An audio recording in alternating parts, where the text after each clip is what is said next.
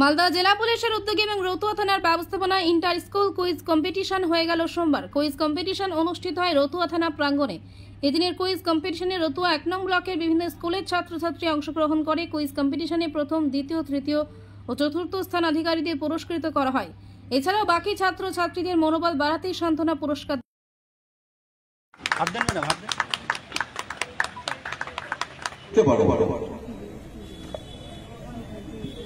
এখন কেউ লিখবে না।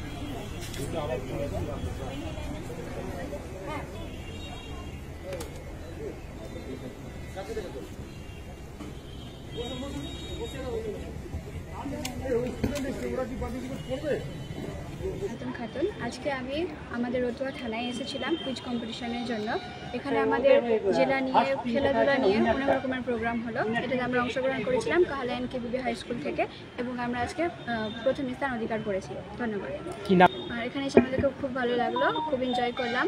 আমাদের প্রথমবার থানা পুরো ঘুরলাম, সব জায়গা দেখলাম, খুব ভালো লাগলো, এনজয় করলাম আমাদের কুইজ কম্পিটিশনটা। তোমরা কজন ছিলে? আমরা 2 জন পার্টিসিপেট ছিলাম। নাম? তনুশ্রী সিংহ। আর আমার নাম জান্নাতুন খাতুন।